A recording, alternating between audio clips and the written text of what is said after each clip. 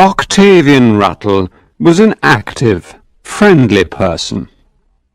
He liked people, and it was important to him that people liked him. For example, there were 3 children who lived in the house next to his.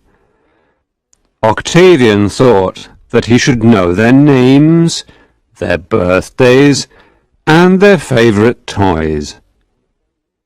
But he only knew that their parents lived in India, and that they lived with their aunt and uncle. Occasionally, Octavian saw that the 3 children were looking down from the wall that divided the 2 properties. They never said anything. They just watched carefully everything he did. Octavian was a farmer. He had pigs, chickens, and other animals. One day, Octavian looked in the chicken coop and found some blood and feathers. Some animal had killed one of his chickens. More and more chickens were killed. Octavian looked carefully for the animal that was killing his chickens. One day, he saw a cat walking around the coop. He was sure that the cat was the killer.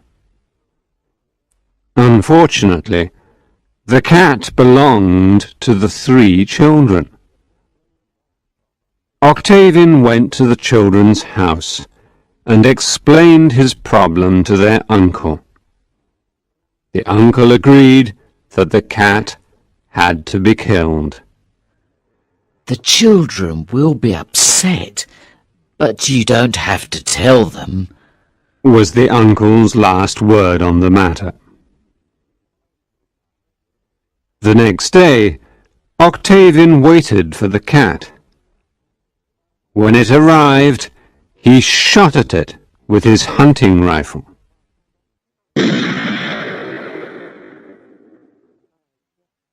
And missed it. The cat tried desperately to escape. Octavian shot again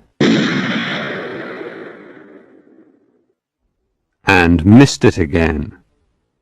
Then the cat ran out into a field where there was a large oak tree. It climbed up the tree, and now it was trapped. Octavian walked up to the tree, pointed his rifle at the cat, and shot.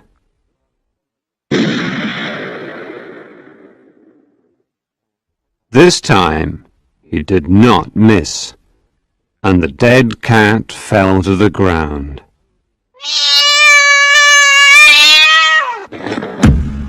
Octavian told the gardener to bury it near the oak tree. Octavian felt very bad about killing the cat, but he had to do it. It was killing his chickens. He walked slowly back to his house, and as he walked near the wall, he looked up and saw that the 3 children were staring at him. They had seen everything. Now they were looking at Octavian. Their expression showed how much they hated him. I'm sorry, but I had to do it, said Octavian sincerely. Beast! Was the answer the 3 children gave with great intensity. He saw that it was impossible to explain the situation to the children at that moment. He decided to wait a few days before he tried to make peace with them. 2 days later, he went to the sweet shop and asked for a large box of chocolates. He didn't want the first 2 boxes that the shopkeeper showed him. One had a picture of a cat on the cover, and the other had a picture of some chickens. Finally, the shopkeeper brought him a box decorated with flowers.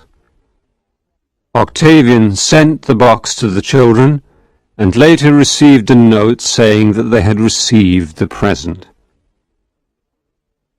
The next day, he felt much better when he went to look at his chicken coops and pigsties. He saw that the 3 children were looking down from the wall, but they were not looking at him. Then Octavian noticed that here and there in the grass were pieces of chocolate and their shiny wrappers.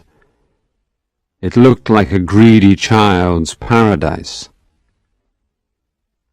The children had thrown his presents back at him.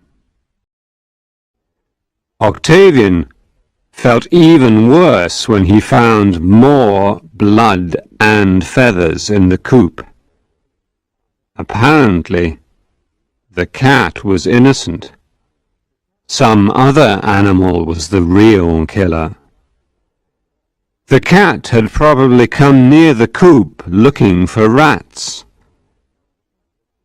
The children learned from the servants that the real killer was not their cat, and one day Octavian found a piece of paper on which was written, "Beast, rats eated your chickens."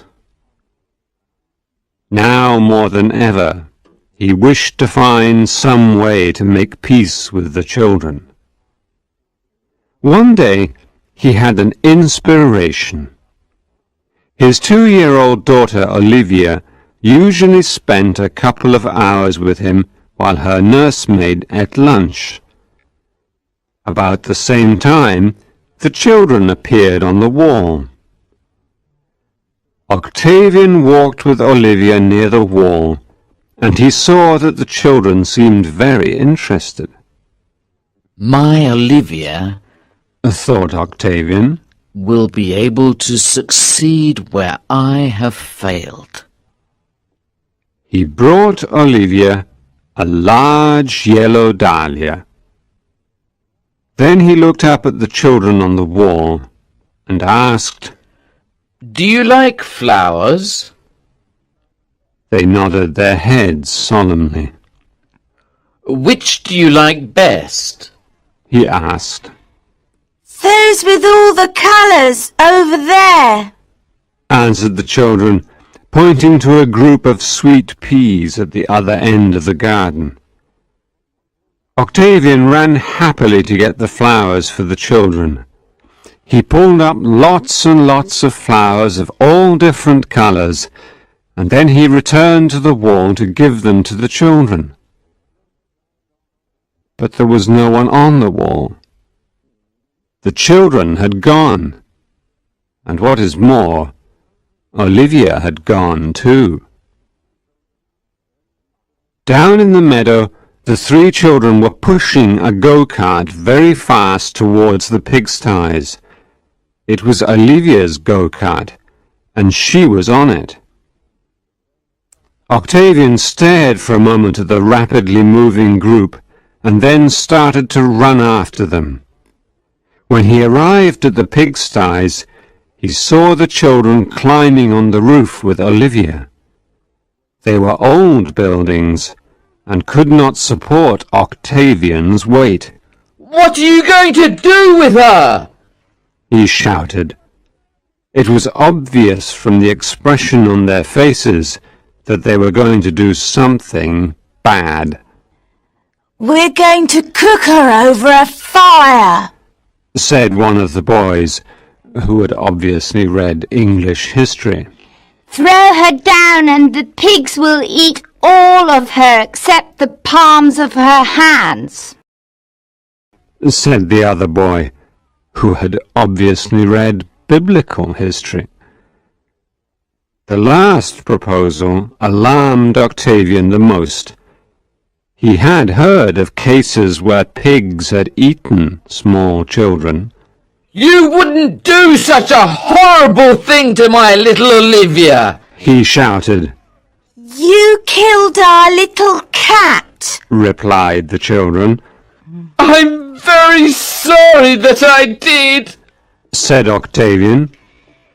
We will be very sorry when we kill Olivia. Said the girl. But we can't be sorry until we have killed her.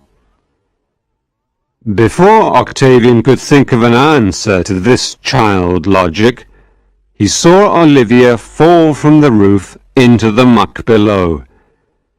He went quickly over the wall of the pigsty to rescue his daughter, but found himself trapped in the muck. He could hardly move. At first, Olivia was almost happy to be in the slippery muck.